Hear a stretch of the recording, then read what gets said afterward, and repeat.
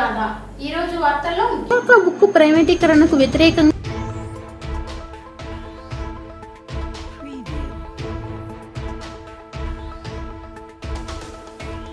Visakha book ప్రైవేటీకరణకు వ్యతిరేకంగా ఈ నెల 12 నుంచి స్టీల్ ప్లాంట్ దగ్గర రీలే నిరాహార దీక్షలు ప్రారంభిస్తున్నట్లు విశాఖ బుక్ పరిరక్షణ పోరాట కమిటీ నూతన కన్వీనర్ జె అయోధ్యారాం వెల్లడించారు.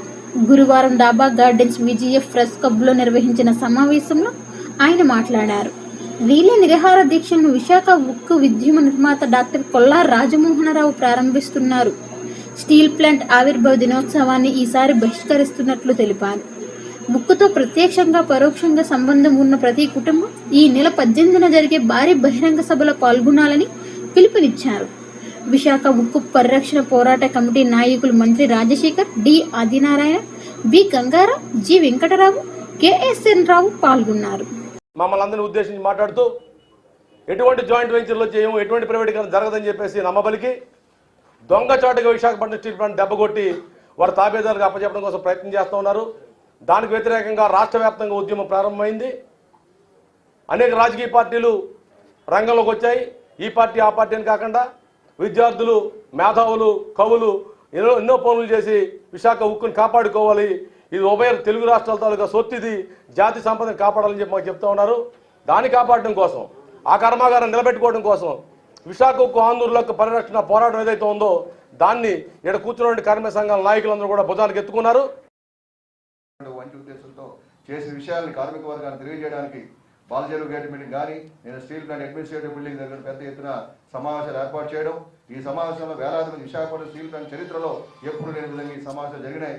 ఈ సమావేశంలో కార్మిక వర్గంతో పాటు అనేక మంది ప్రజలు కూడా పాల్గొని సంఘీభావం ప్రకటించినందుకు వాళ్ళందరికీ కూడా ధన్యవాదాలు తెలియజేస్తూ, రాష్ట్ర వ్యాప్తంగా ఉద్యమం వస్తుంది అనమాట. తెలంగాణలో ఉద్యమం వస్తుంది, గ్రామాలకు కూడా విశాఖ ఉక్కు ఆంధ్రులకు అని చెప్పి 66 కన్నా పెద్ద పోరాటం రాబోతుంది. అంటే ఏకైక public sector Visakhapatnam steel plant అనమాట. ఆంధ్రప్రదేశ్లో ఏ ఒక్క ఫ్యాక్టరీ రాలేదనమాట. వాళ్ళు జింక్ మూసారు, ఏపీడీ ఫ్యాక్టరీ అన్నారు, అక్కడ ఉద్యోగాలు పోయి అక్కడ కూడా స్థలం అమ్ముకుంటున్నారు, జింక్ స్థలం అమ్ముకుంటున్నారు. ఇవాళ స్టీల్ ప్లాంట్ స్థలం కూడా అమ్ముతాయంటే కుదరదని చెప్పేసి మేము పెద్ద ఎత్తున సమ్మెలు కాదు, పోరాటాలు కాదు, ఏ బూట్లతో దక్కినా తోటలతో కాల్చినా సరే కార్మిక వర్గం 50,000 మంది కార్మిక వర్గం ఉన్నాం. మొత్తం భార్య పిల్లలతో రోడ్డు ఎక్కుతాం. సమావేశం ఏర్పాటు చేసి అసెంబ్లీలో ప్రైవేటీకరణకు వ్యతిరేకంగా, ఈ అమ్మకానికి వ్యతిరేకంగా రిజల్యూషన్ పాస్ చేసి ప్రధానమంత్రికి పంపించగలిగితే ఈ ఉద్యమం మరింత ఊపందుకుంటుంది. అలాగే మోడీ ప్రభుత్వం మీద మరింత ఒత్తిడి కూడా పెరుగుతుంది అనేటువంటిది మేమందరం కూడా విజ్ఞప్తి చేస్తూ ఉన్నాం. అలాగే పోస్కో గురించి కూడా గత ప్రభుత్వం యొక్క ఆలోచన పునరాలోచించుకొని దాన్ని కూడా వ్యతిరేకంగా మేము ఉంటామనేటువంటి ప్రకటన చేయాలనేటువంటిది కూడా మేము విజ్ఞప్తి చేస్తూ ఉన్నాం. అలాగే పార్లమెంట్ సమావేశాలు జరుగుతున్నాయి. మన రాష్ట్రానికి ప్రాతినిధ్యం వహిస్తున్నటువంటి ఎంపీలందరూ కూడా, అది రాజ్యసభ కావచ్చు, లోక్సభ కావచ్చు, రెండింటిని స్తంభింపజేసే విధంగా వాళ్ళు ఫైట్ చేయాలనేటువంటిది కూడా మేమందరం విజ్ఞప్తి చేస్తూ ఉన్నాం. హక్కుగా ఉన్న విశాఖ ఉక్కు విషయంలో కేంద్రం తన వైఖరి మార్చుకోకపోతే పోరాటం తీవ్రతరం చేస్తామని మాజీ మంత్రి బండారు సత్యనారాయణమూర్తి స్పష్టం చేశారు. తదేప ఆందోళనకు అన్ని వర్గాల మద్దతు లభిస్తుందని చెప్పారు. గాజువాక తదేప కార్యాలయ ఆవరణలో మాజీ ఎమ్మెల్యే పల్లా శ్రీనివాసరావు చేపట్టిన ఆమరణ దీక్షకు గురువారం 2వ రోజుకు చేరుకుంది. శిబిరంలో పల్లాకు సంఘీభావం తెలపడానికి బండారాతో పాటు నగర ఎమ్మెల్యేలు పెతంశెట్టి గణబాబు, వెలగపూడి రామకృష్ణబాబు, మాజీ ఎమ్మెల్యే పీలా గోవింద్, రాష్ట్ర టిఎన్టీయు రాజు తదితరులు పాల్గొన్నారు. కారాగారమో తెలీదు. కారాగారం అంటే మరి 16 నెలలు ఆయన జగన్మోహన్ రెడ్డి గారు వచ్చారు కదా, పాపం మర్చిపోలేకపోతున్నారు. మళ్ళీ మోడీ గారి దగ్గరికి వెళ్ళినప్పుడల్లా కాళ్ళు మోకటం, బెయిలు లేకపోతే జైలు, ఈ రెండే. నిన్న ధర్మేంద్ర ప్రధాన్ గారు పార్లమెంట్లో స్వయంగా చెప్పారు. విజయసాయి రెడ్డి గారు లిఖితపూర్వక క్వశ్చన్ వేశారు. క్వశ్చన్కి ఆయన సమాధానం చెప్పాడు, 2019లోనే అయిపోయింది అని చెప్పి. అదే ప్రధాని గారు ఉక్కు మంత్రి ఉన్న రాష్ట్రం ఒరిస్సా, అక్కడ నవీన్ పట్నాయక్ గారు కానీ లేకపోతే జిందాల్ వాళ్ళకి ఐరన్ ఓర్ ఇవ్వబోతుంటే ఛత్తీస్గఢ్ ముఖ్యమంత్రి కానీ రోడ్డు మీదకి వచ్చి ఆపారు కదా. మరి ముఖ్యమంత్రి గారు రోడ్డు మీదకి వచ్చి ఉద్యమం నడపాలి కదా. ఇది ప్రజా ఉద్యమం, పార్టీలకు అతీతంగా చెయ్యాలి. నేను ఫస్ట్ నుంచి కూడా అదే చెబుతున్నా. ఆ పాత్ర మా పార్టీ అధ్యక్షుడు పల్లా శ్రీనివాసరావు తీసుకున్నారు. ఇక్కడ పుట్టిన మనిషి, వారి తండ్రి గారు పల్లా సింహాచలం గారు మాజీ శాసనసభ్యులు, కార్మిక నాయకులు, అనేక ఉద్యమాల్లో పాల్గొన్న వ్యక్తి. ఇవాళ ఆమరణ దీక్ష డెసిషన్ తీసుకోవటం అనేది చాలా సాహసోపేతం. ఎందుకంటే ఇది రాష్ట్రానికి సంబంధించింది. సుమారు ఆ రోజు రైతులకి భూమి అనేది కన్నతల్లి లాంటిది. 26,000 ఎకరాలు ఇచ్చారు స్టీల్ ప్లాంట్కి. అదే రకంగా పెద్దలు విశ్వనాథం గారు కానీ, అమృతరావు గారు కానీ, అలాగ 32 మంది అనేక మంది ప్రాణత్యాగాలు చేశారు. రైతులు ఒక రకంగా త్యాగం చేసినట్టే భూమి. ఇటువంటి ఉద్యమం అంటేనే ఒక ఉద్యమం గుర్తొస్తుంది. ఉద్యమాల ద్వారానే సాధించుకున్నటువంటి విశాఖ ఉక్కు ఈరోజు ప్రైవేటు పరం అవుతుంది అనగానే, ఇప్పటి వరకు కార్మికుల ఉద్యమం అది ఒకవైపు నిర్వాసితులకి, ఈ ప్రాంత ప్రజలకి, ఎందుకంటే ఆర్థిక అభివృద్ధిలో ప్రధాన భూమిక పోషించినటువంటి విశాఖపట్నం స్టీల్ ప్లాంట్ ఆంధ్రప్రదేశ్ ఆర్థిక అభివృద్ధి కాదు, దేశంలోనే విశాఖపట్నానికి ఒక ఆర్థిక రాజధానిగా ఉంది అనేటువంటి దానికి కారణం కూడా ఈ భారీ పరిశ్రమ. అలాంటి పరిశ్రమ ప్రైవేటైజేషన్ అవుతుంది అనగానే నాకు ఆశ్చర్యం ఏంటంటే, ఎప్పుడైనా ఉద్యమాలు చేస్తే లేకపోతే ఎక్కడైనా ప్రొటెస్టులు అయితే ప్రభుత్వ నిర్ణయాలకు వ్యతిరేకంగా ఉన్నటువంటి పార్టీలు ఉద్యమిస్తూ ఉంటాయి. ఇక్కడ ఆశ్చర్యం, విశాఖపట్నం స్టీల్ అనగానే ఒక రాజకీయ కోణంలో ఆలోచించి అధికార పక్షంలో ఉండేటువంటి పార్టీలు, అటు భారతీయ జనతా పార్టీ కావచ్చు, రాష్ట్రంలో అధికార పార్టీ కావచ్చు, వీళ్ళు కూడా జేఏసీలు ఏర్పాటు చేస్తాం, మేము కూడా ఈ ప్రైవేటీకరణ వ్యతిరేకిస్తామని మాట్లాడి ముందుకొచ్చి ఈరోజు వాళ్ళ బాధ్యత ఇంకా పెరిగిందని చెప్తున్నారు. అంటే వాళ్ళపైన ఒత్తిడి పెరిగింది. ఈరోజు ఏదైతే ఈ ప్రభుత్వ నిర్ణయం ఉందో, కేంద్ర ప్రభుత్వ నిర్ణయాన్ని గట్టిగా ఈరోజు రాష్ట్ర ప్రభుత్వం కూడా ఆపి, ఎందుకంటే ఈరోజు తెలుగుదేశం పార్టీ తరఫున పల్లా శ్రీనివాస్ గారు ఒక సాహసోపేతమైనటువంటి నిర్ణయం, ఆమరణ దీక్ష. ఈ దీక్ష ద్వారా ఒక చిత్తశుద్ధి, ఎందుకంటే అన్ని రాజకీయ పక్షాలు ఇది అడ్డుకుంటాం అంటున్నారు, బట్ ఇక్కడ చేయాల్సింది అధికార పక్షంలో ఉండేటువంటి వారి నిర్ణయం. ఎందుకంటే నేను ధర్మేంద్ర ప్రధాన్ కూడా ఒక ప్రశ్నకు సమాధానంగా చెప్పడం జరిగింది, పోస్కో ప్రతినిధులు రావడం జరిగింది, అది వాస్తవం, ఇక్కడ స్టీల్ ప్లాంట్ కలవడం జరిగింది, ఆ తర్వాత ముఖ్యమంత్రిని కలవడం కూడా జరిగింది. అంటే ప్రభుత్వానికి తెలిసి పనులు జరుగుతున్నప్పుడు రాష్ట్రంలో ఉండేటువంటి నాయకులే కాదు, ఈ జిల్లాలో ఉండేటువంటి నాయకులే కాదు, అన్ని పక్షాల వారు ఇది వ్యతిరేకిస్తున్నప్పుడు మీ అధిష్టానాన్ని ఒప్పించేటువంటి బాధ్యత కూడా మీరు తీసుకొని డెఫినెట్గా ఈ ప్రైవేటైజేషన్ వ్యతిరేకంగా జరుగుతున్నటువంటి ఉద్యమాన్ని మరి దానికి మద్దతు పలుకుతూ ఆ నిర్ణయాన్ని ఉపసంహరించారు. కార్యకర్తలు అంకిత భావంతో పనిచేసి పార్టీ ప్రతిష్టతను కృషి చేయాలి అని వాసుపల్లి గణేష్ కుమార్ అన్నారు. తన కష్టంగా భావించి వెంటనే అధికారుల దగ్గర తీసుకుని వెళ్ళి అవన్నీ వెంటనే సమక్షంలోనే స్పాంటినిటీగా రియాక్ట్ అయ్యి చేయడం, పార్టీ పిలుపు మీద ఏది ఇచ్చినా కానీ పార్టీ యొక్క రెస్పాన్సిబిలిటీని భుజాలపైన వేసుకొని 100% ఎఫెక్టివ్గా ముందుకు తీసుకెళ్తున్నటువంటి నాయకుడు అల్పన కనకారెడ్డి వారు నాయకులందరూ కూడా ఈరోజు ఒక కొత్త రకమైన ప్రచారాన్ని ఏమో టేకప్ చేస్తామన్నారు. ఆటోస్ ద్వారా, అలానే డోర్ టు డోర్ ఏమో వాళ్ళ స్టిక్కర్స్ని ఏర్పాటు చేయడం, ముందు ప్రిపేర్ చేస్తామన్నారు. ఏ ప్రాబ్లం వచ్చినా సరే నేనంటూ ఉన్నానని చెప్పేసి వారి ఫోన్ నెంబర్తో సహా మన కనకారెడ్డి ఏమో ఇవ్వడం ప్రజలకి చాలా ఆనందంగా ఉంది. ఈరోజు మా దక్షిణ నియోజకవర్గం శాసనసభ్యులు గౌరవనీయులైన మా ఎమ్మెల్యే గారు శ్రీ వాసుపల్లి గణేష్ కుమార్ గారు తన క్యాంప్ కార్యాలయంలో మేము మా వార్డు నుంచి కొన్ని వాల్ పోస్టులు ఆయన చేతుల మీదుగా విడుదల చేయడం జరిగింది. ఆ యొక్క వాల్ పోస్టుల ముఖ్య ఉద్దేశం రేపు ప్రజలకి ఓట్ల పరంగా ఏ విధంగా వెళ్ళాలి, ప్రజలకి అక్కడ ఉన్న సమస్యలపై ఏ విధంగా అవగాహన కల్పించాలి, అక్కడ ఏమైనా సమస్యలను ఏ విధంగా దాన్ని చక్కదిర్చాలనే ఉద్దేశంతో వాల్ పోస్టులు ఈరోజు విడుదల చేయడం. ఆ వాల్ పోస్టు ముఖ్యంగా మా గౌరవనీయ ఎమ్మెల్యే గారు వాసుపల్లి గణేష్ కుమార్ చేతుల మీద రిలీజ్ చేస్తూ ఎమ్మెల్యే గారు స్టీల్ ప్లాంట్ ప్రైవేటీకరణకు వ్యతిరేకంగా ముఖ్యమంత్రి జగన్మోహన్ రెడ్డి కేంద్ర ప్రభుత్వానికి లేఖ రాశారు అని రాజ్యసభ సభ్యుడు విజయసాయిరెడ్డి, పర్యాటక శాఖ మంత్రి అవంతి శ్రీనివాసరావు స్పష్టం చేశారు. దాన్ని మీడియా కానీ వాళ్ళు కానీ వక్రీకరించి ఇదేదో తెలిసి జరుగుతున్న రాష్ట్ర ప్రభుత్వం నేను చెప్పడం చాలా దుర్మార్గం. తర్వాత కంపెనీ ప్రతినిధులు, చాలా మంది కంపెనీ ప్రతినిధులు ఎంఎన్సీ వాళ్ళు కావచ్చు, ఆధారాలు కావచ్చు, అంబానీలు కావచ్చు, రకరకాల పారిశ్రామికవేత్తలు, పెట్టుబడిదారులు ఈ దేశంలో ప్రధానమంత్రిని కానీ ముఖ్యమంత్రిని కానీ కలవడం సహజం. కలిసినంత మాత్రాన దీంట్లో ఏదో స్టీల్ ప్లాంట్ విషయంలో లాలూచి పడ్డారనేది చాలా అవాస్తవం, 100% దయచేసి మన ప్రధాన ప్రతిపక్ష నాయకుడు చంద్రబాబు నాయుడు గారికి కానీ వారి నాయకులకు కానీ మేము చేతులెత్తి నమస్కరించి తెలియజేస్తున్నాం.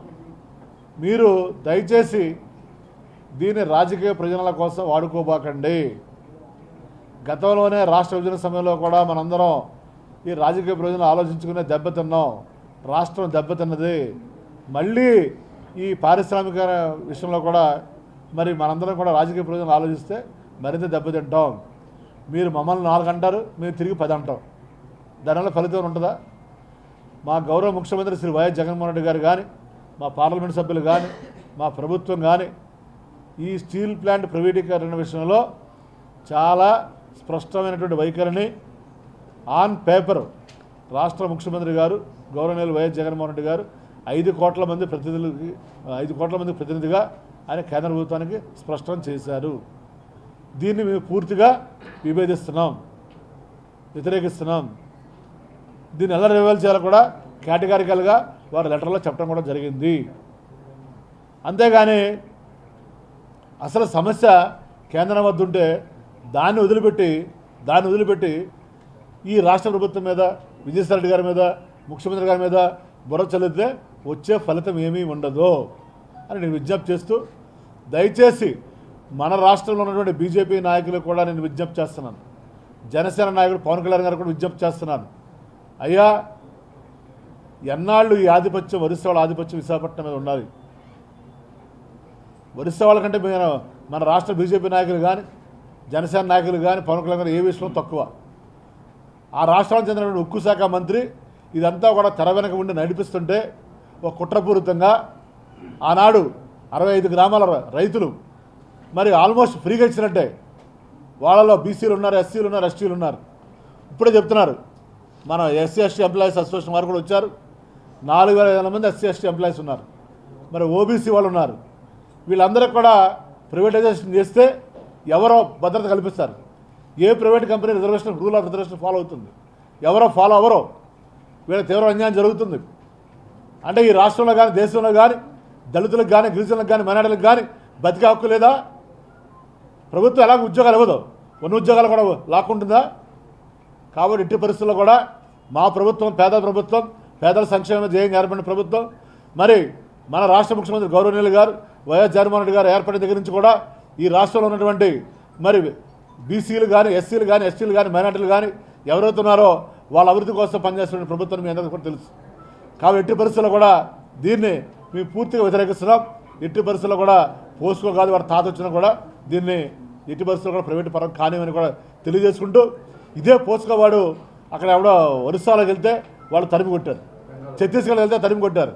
అంటే ఆంధ్ర ప్రాంత ప్రజలు ఏమీ చేయలేదు, వీళ్ళు చులకన భావం అనేటువంటి ఒక భావంతో అక్కడ ఉన్నటువంటి నాయకులు, ఒరిస్సా నాయకులు ఇక్కడికి మన మీద రుద్దాలని చాలా బలంగా ప్రయత్నం చేస్తున్నారు కేంద్ర ప్రభుత్వం ద్వారా. నాయన రాష్ట్ర బీజేపీ నాయకులారా, జనసేన పవన్ కళ్యాణ్ గారు ఈ విషయాలు తెలుసుకోండి. దయచేసి మీ మీద మాకు వ్యక్తిగతంగా ఏమి ద్వేషం లేదు, మీ మీద వ్యక్తిగతంగా కోపమే లేదు. ముఖ్యంగా మన ప్రధాన ప్రతిపక్ష నాయకుడు చంద్రబాబు నాయుడు గారు దౌర్భాగ్యం, రాష్ట్రంలో ఏది జరిగినా కూడా జగన్మోహన్ రెడ్డి గారికి, విజయసాయి రెడ్డి గారికి అంటగట్టడం, అది ఏమాత్రం సబబు చంద్రబాబు నాయుడు గారు ఒకసారి ఆలోచించాలని వారిని విజ్ఞప్తి చేస్తూ, తప్పనిసరిగా ఈ పోస్కో కాదు, ప్రైవేటేషన్ కాదు, ఏ కంపెనీ వచ్చినా కూడా దీన్ని రాష్ట్ర ప్రభుత్వం తీవ్రంగా వ్యతిరేకిస్తున్నాం. అలాగే మరి విజయసాయి రెడ్డి గారి పెద్దలు వారి సూచనల మేరకు మా స్థానిక ఎమ్మెల్యే గారు కానీ, ఎంపీ గారు కానీ, మేము కానీ ఈ అఖిలపక్ష నాయకులు చేసేటటువంటి పోరాటంలో కానీ, ఉద్యమంలో కానీ మరి మేము కూడా వారికి తోడుగా ఉండి వారికి మద్దతుగా ఈ కార్మిక సంఘాలు ఎవరవుతున్నారో ఈ 40,000 మంది కార్మికుల పక్షాన వైఎస్ఆర్సీపీ పార్టీ కానీ, రాష్ట్ర ప్రభుత్వం కానీ మేమందరం కూడా ఉంటామని తెలియజేసుకుంటూ, పెద్దలు విజయసాయి రెడ్డి గారు ఢిల్లీలో ఏం జరిగిందో నెక్స్ట్ ఏం చేద్దాం చెప్తారు. సెలవు తీసుకుంటున్నాను. మీరు మాట్లాడేసిన వాళ్ళు మీరు మాట్లాడినా వాళ్ళు స్పందిస్తారు. మీరు చెప్పాడు విధానం అనుకున్నాం కదా, సీఎం అని కల్పిస్తారు, కేంద్రం కల్పిస్తారు. Next thanks.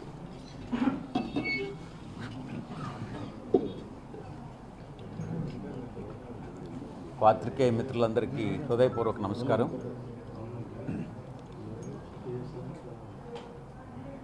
ఈరోజు విశాఖపట్నం ఉక్కు కర్మాగారానికి సంబంధించి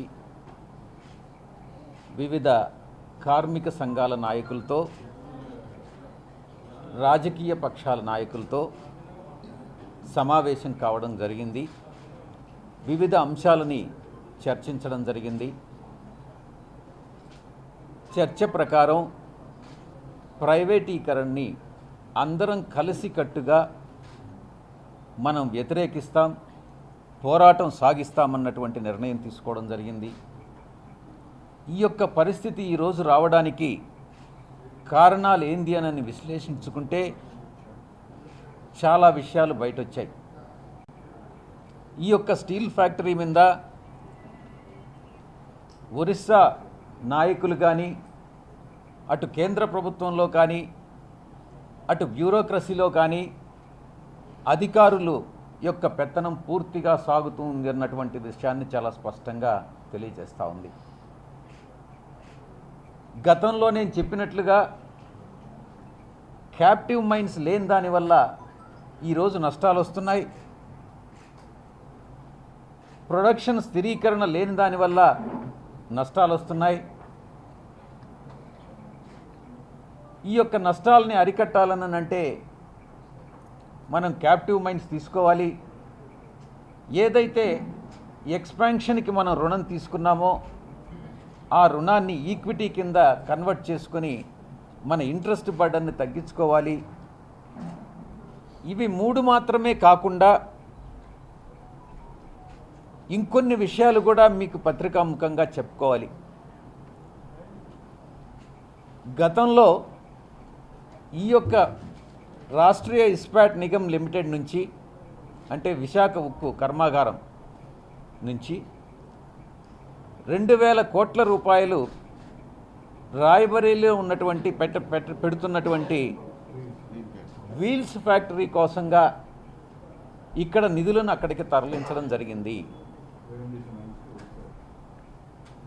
మరొకటి ఒరిస్సా మైనింగ్ డెవలప్మెంట్ కార్పొరేషన్కి, గవర్నమెంట్ సంస్థకి దగ్గర నుంచి మైన్స్ కోసంగా 10 సంవత్సరాల క్రితం 361 కోట్ల రూపాయలు, అంటే దాని 10 సంవత్సరాల తర్వాత దాని విలువ ఎంతనేది మీరు ఆలోచించుకోండి. మైన్స్ రాలేదు, ఆ పెట్టిన డబ్బు రాలేదు, దాని మీద వడ్డీ రాలేదు. అది కాకుండా మన మీద అడిషనల్గా పెనాల్టీ వేసి ఇంకొక 1000 కోట్ల రూపాయలని కూడా, అంటే మనం మొత్తం 1361 కోట్ల రూపాయలు ఒరిస్సా మైనింగ్ డెవలప్మెంట్ కార్పొరేషన్కి పెనాల్టీ ద్వారా కానీ, లేకుంటే మైన్స్ కొనేదానికి కానీ మనం చేయడం జరిగింది. కానీ దానివల్ల ఒక్క పైసా కూడా మన ఫ్యాక్టరీకి ఆదాయం రాలేదు, ముడి సరుకు రాలేదు, మైన్స్ అలాట్ కాలేదు. ఇవి మాత్రమే కాకుండా మనం విశ్లేషించిన సమాచారం ప్రకారం గతంలో ఎండి కావాలనుకున్నటువంటి ఒక వ్యక్తి, 2వ స్థానంలో ఉన్నటువంటి ఒక వ్యక్తి టీకే చాందన్ అని ఒక ఆఫీసరు కుంభకోణానికి పాల్పడి సంస్థకి 2000 కోట్ల రూపాయల నష్టాన్ని కలిగిస్తే కేంద్ర ప్రభుత్వం కానీ, స్టీల్ మినిస్ట్రీ కానీ, రాష్ట్రీయ ఇస్పాట్ నిగమ్ లిమిటెడ్ కానీ, ఆ తరువాత అతని పైన పెట్టినటువంటి సిబిఐ కేసు కానీ ఏమైంది? ఈ 2000 కోట్ల రూపాయల రికవరీ అయిందా? చివరికి చూస్తే విశాఖ స్టీల్ ఫ్యాక్టరీ నష్టపోయిందే కానీ ఎవ్వరికీ కూడా చట్ట ప్రకారం ఎవ్వరికీ కూడా శిక్ష పడలే. ఇప్పుడే మీ దగ్గర ఇప్పుడు మనం విశ్లేషించిన దాని ప్రకారం 2000 కోట్ల ఇన్వెస్ట్మెంట్ రాయ్బరీలో పెట్టింది, 2000 కోట్ల రూపాయల కుంభకోణం, 1361 కోట్ల రూపాయలు ఒరిస్సా మైనింగ్ డెవలప్మెంట్ కార్పొరేషన్కి ఇచ్చింది. అంటే ఇక్కడే ఇంచుమించుగా 5500 కోట్ల రూపాయలని ఈ యొక్క ఫ్యాక్టరీ నుంచి తరలించడం జరిగింది. ఒక సైడ్ మైన్స్ లేవు, క్యాప్టివ్ మైన్స్, ఎక్స్పాన్షన్కి విపరీతంగా మనం బారో చేసుకున్నాం, ఇటువంటి కుంభకోణాల్లో నష్టపోయాం. ఈ రకంగా నష్టపోయిన తర్వాత అటు కేంద్ర ఉక్కు శాఖ మంత్రిత్వ శాఖ నుంచి ఎటువంటి సహకారం లేకుండా ఇక్కడ తీసుకునేటటువంటి నిర్ణయాలన్నీ కూడా ఎవరో కొంతమంది ఒరిస్సా వ్యక్తులు అటు మినిస్ట్రీలో కానీ, ఇక్కడ ఫ్యాక్టరీలో కానీ అన్ని కీ పొజిషన్స్లో ఒరిస్సా వాళ్ళే ఈరోజు ఉండారని, వాళ్లే నిర్ణయాలన్నీ కూడా తీసుకుంటున్నారనని, ఇక్కడ ఉన్నటువంటి స్థానికంగా ఉన్నటువంటి ఎవరికీ కూడా కీ పొజిషన్స్లో స్థానం లేదనని, ఇలాంటి పరిస్థితుల్లో మనం ప్రైవేటీకరణని అపోజ్ చేస్తూ ఉన్నాం. మన హక్కులు ఏదైతే ఉన్నాయో కాల రాస్తున్నారో ఆ హక్కుల్ని పరిరక్షించుకునే దానికి మనం పోరాటం సాగిస్తూ ఉన్నాం. ఈ యొక్క పోరాటంలో అందరం కలిసి ఐకమత్యంగా అటు కార్మిక సంఘాలు ఇటు రాజకీయ పక్షాలు అందరం కలిసి సమైక్యంగా పోరాడదామన్నటువంటి విషయాన్ని మేము చర్చించుకొని నిర్ణయించుకోవడం జరిగింది. కార్యాచరణని మేము ప్రకటిస్తాం.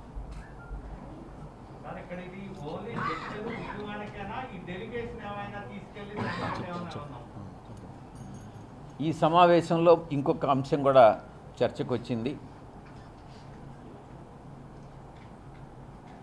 సిపిఐలో పార్లమెంటు సభ్యులున్నారు, సిపిఎంలో పార్లమెంటు సభ్యులున్నారు, వైఎస్ఆర్ కాంగ్రెస్ పార్టీలో సభ్యులున్నారు, ఆమ్ పార్టీలో పార్లమెంటు సభ్యులున్నారు, ఎల్జేపీలో పార్లమెంటు సభ్యులున్నారు, టీడీపీలో పార్లమెంటు సభ్యులున్నారు. వీళ్ళందరూ కూడా బీఎస్పీ వీళ్ళందరూ కూడా సమైక్యంగా మాట్లాడి ప్రధానమంత్రి గారితో అపాయింట్మెంట్ తీసుకొని ఒక పార్లమెంటు ఎంపీల డెలిగేషన్ని వెళ్ళి ప్రైమ్ మినిస్టర్ గారికి మెమొరాండం సమర్పించి ఉన్నటువంటి సమస్యలన్నింటినీ కూడా ఎక్స్ప్లెయిన్ చేసి ఈ యొక్క ప్రైవేటీకరణ అన్నటువంటిది సాధ్యం కాదు, మేము ప్రతిఘటిస్తున్నాం అన్నటువంటి విషయాన్ని స్పష్టం చేయాలని నిర్ణయించుకోవడం జరిగింది. కార్మిక సంఘాలు వీలైతే ప్రైమ్ మినిస్టర్ గారు కానీ అపాయింట్మెంట్ కానీ ఇస్తే కార్మిక సంఘాల నాయకుల్ని కూడా తీసుకెళ్లేదానికి మేము సిద్ధంగా ఉన్నాం. ప్రైమ్ మినిస్టర్ గారు ఇవ్వాలే కానీ అందరినీ తీసుకెళ్లేదానికి మేము సిద్ధంగా ఉన్నాం. ఇప్పుడు రేపు మా పార్లమెంటరీ పార్టీ ఎంపీలందరూ కూడా హోమ్ మినిస్టర్ గారిని కలిసి, రేపు అపాయింట్మెంట్ దొరికింది, హోమ్ మినిస్టర్ గారిని కలిసి మెమొరాండం సబ్మిట్ చేయడం జరుగుతుంది. ప్రతి ఒక్కరం కూడా వారి వారి వంతు కృషి చేస్తామనని, ప్రైవేటీకరణని వ్యతిరేకిస్తామనని, అడ్డుకుంటామని, ప్రతిఘటిస్తామనని మేమందరం కూడా నిర్ణయించుకున్నాం. కార్యాచరణని రూపొందించుకుంటాం, అనుకున్నది సాధించుకుంటాం. గత 4-5 సంవత్సరాలుగా కుంభకోణాలు మైంగా మారిపోయింది సార్. అందులో భాగంగా గతంలో ఉన్న విజిలెన్స్ అధికారులు రైడింగ్ చేశారు, దర్యాప్తులు చేశారు, సిబిఐ అధికారులు రైడింగ్ చేశారు, కొన్ని దర్యాప్తులు చేశారు. కానీ ఏది ముందుకు అడుగు పడట్లేదు, చర్యలు తీసుకోవడం అనేది జరగట్లేదు. ఇప్పుడు అసలు ఆ ఫైల్స్ ఇప్పటికైనా వెలుగులోకి వచ్చే అవకాశం ఉందా? ఎందువల్లంటే ఆ కుంభకోణాల కారణంగా ఎవరైతే అక్రమాలు చేస్తున్నారో ఆ అక్రమాలు చేస్తున్న వాళ్ళందరూ అదే పొజిషన్స్ లో కొనసాగుతున్నారు. అలాంటి వాళ్ళు కీలకమైన స్థానాల్లో ఉంటే అసలు స్టీల్ ప్లాంట్ ఎలా బాగుపడుతుంది సార్? అదే మేము చెప్పింది కూడా. ఈ వచ్చినటువంటి నష్టాలన్నీ ఈరోజు ఏదైతే నెగటివ్ నెట్వర్క్ ఏదైతే వచ్చిందో పాజిటివ్ క్యాపిటల్ని ఈ యొక్క అంశాలు ఏదైతే మీరు చెప్పారో వాటిని సెట్ ఆఫ్ అయ్యి చాలా మీగర్ అమౌంట్ని మిగిల్చాయి మూలధనం కింద. అందుకే ఇటు 1355 కోట్లకి తగ్గిపోయింది. దాన్ని అడ్వాంటేజ్ కింద తీసుకొని ఈరోజు కొంతమంది పారిశ్రామికవేత్తలు, ప్రైవేటు వ్యక్తులు ఈ యొక్క స్టీల్ ఫ్యాక్టరీని తీసుకోవాలనని, దానివల్ల లబ్ధి పొందాలనని ప్రభుత్వంలో ఉన్నటువంటి, కేంద్ర ప్రభుత్వంలో ఉన్నటువంటి కొందరు పెద్దలు వీళ్ళందరూ కూడా ఇది చేస్తున్నటువంటి కుట్ర, ఆ కుట్రను మేము అపోజ్ చేస్తూ ఉన్నాం.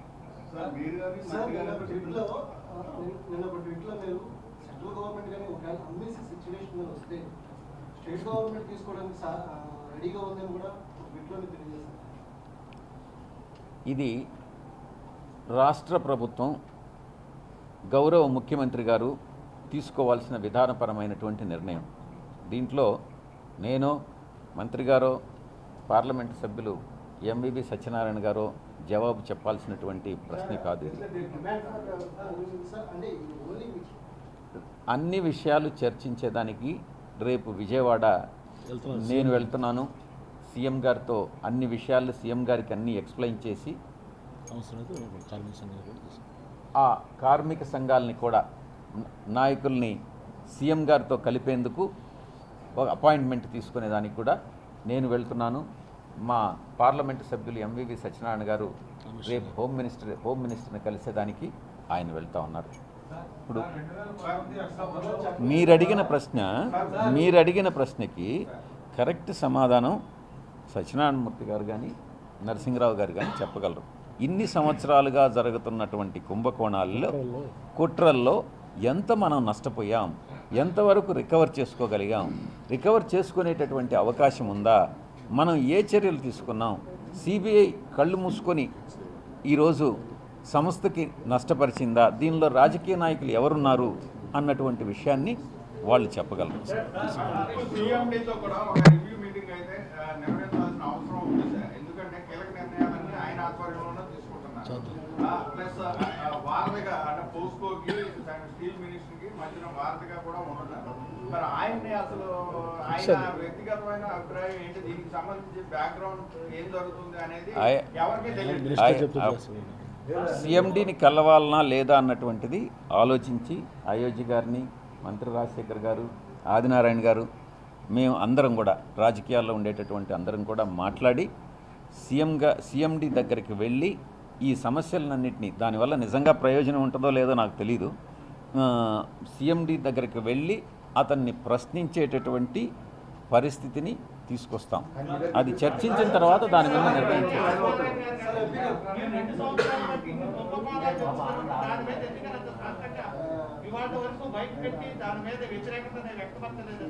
మీరు నన్ను ఇంతవరకు అడగల, నాకు తెలియని కూడా తెలియదు.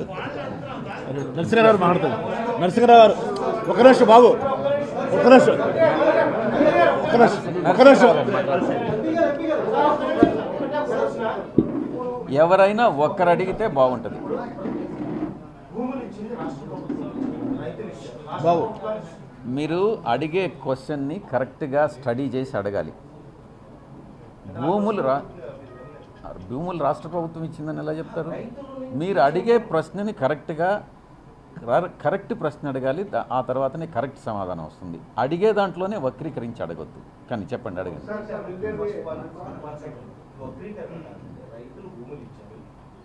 ఇప్పుడు కరెక్ట్గా వచ్చారు. రైతులు భూములు ఇచ్చారు. ఇప్పుడు ఇంతకు ముందు ఏమన్నారు మీరు? ఇంతకు ముందేమన్నారు? రాష్ట్ర ప్రభుత్వం అన్నారు. మీరు అడిగేటటువంటి క్వశ్చన్ కరెక్ట్గా అడగండి, సమాధానం నేను చెప్తా. నరసింహరావు గారు మాట్లాడతారు.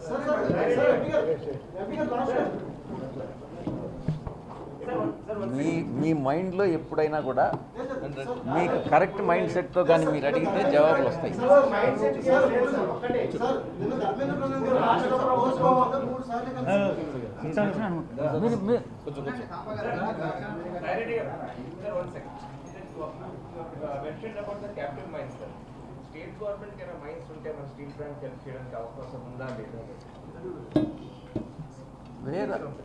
Where are the mines available with the state government? You tell me. ఉన్నాయండి. ఆల్రెడీ స్టీల్ ప్లాంటే మేనేజ్మెంట్ అప్లై చేసింది. ఒంగోలులో ప్రకాశంలో ఉంది. కుంజేడు ఏరియాలో ప్రకాశం, ఒంగోలు దగ్గరలో ఉన్నాయి. Mines are available with the state government. We will talk to Honorable CM and find out the solution. In case if mines are not available with the state government, it is the responsibility of the central government to provide the mines to allocate the mines to the Visakhapatnam steel plant. So efforts will be made from the state government also. Efforts will be made to get the mines both from the central government as well as from the state government. So objective of everybody here is to protect the organization, to save the organization from privatization. Official union